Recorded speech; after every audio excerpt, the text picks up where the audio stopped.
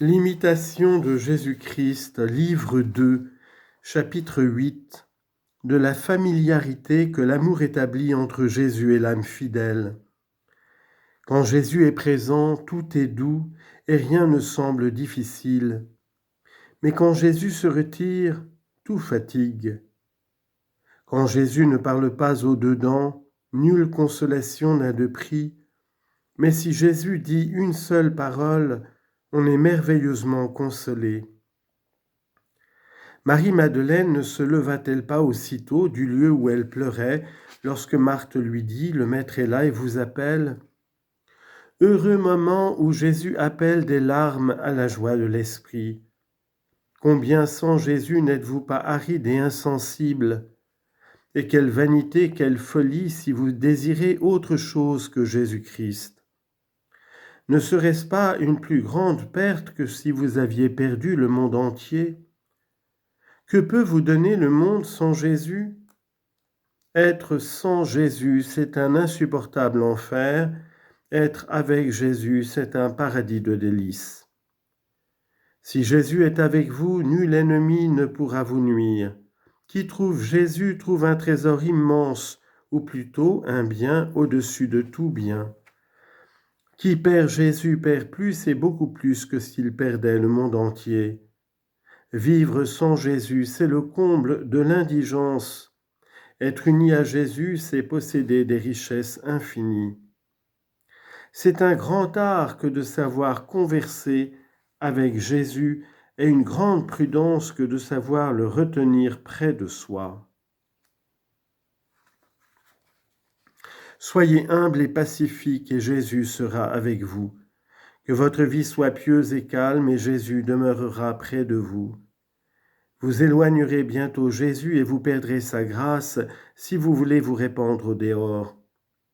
Et si vous l'éloignez et le perdez, qui sera votre refuge et quel autre ami chercherez-vous? Vous ne sauriez vivre heureux sans ami, et si Jésus n'est pas pour vous un ami au-dessus de tous les autres, n'attendez que tristesse et désolation. Qu'insensé vous êtes, si vous mettez en quelque autre votre confiance ou votre joie.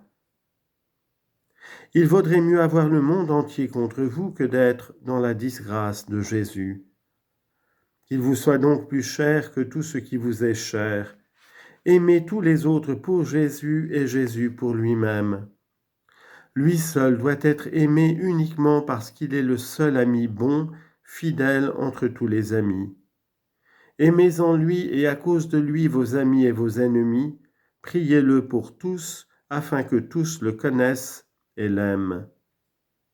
Ne souhaitez jamais d'obtenir aucune préférence dans l'estime ou l'amour des hommes, car cela n'appartient qu'à Dieu qui n'a point d'égal.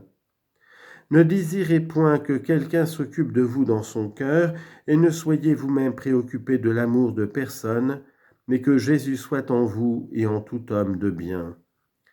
Soyez purs et libres au-dedans, sans aucune attache à la créature. Il vous faut être dépouillés de tout et offrir à Dieu un cœur pur si vous voulez être libres et goûter combien le Seigneur est doux.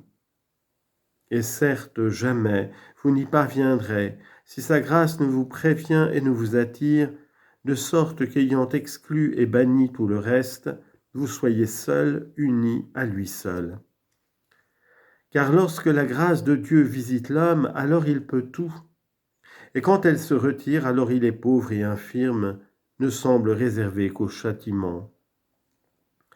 En cet état même, il ne doit ni se laisser abattre, ni désespérer, mais il doit se soumettre avec calme à la volonté de Dieu et souffrir pour l'amour de Jésus-Christ tout ce qui lui arrive. Car l'été succède à l'hiver, après la nuit revient le jour, et après la tempête, une grande sérénité.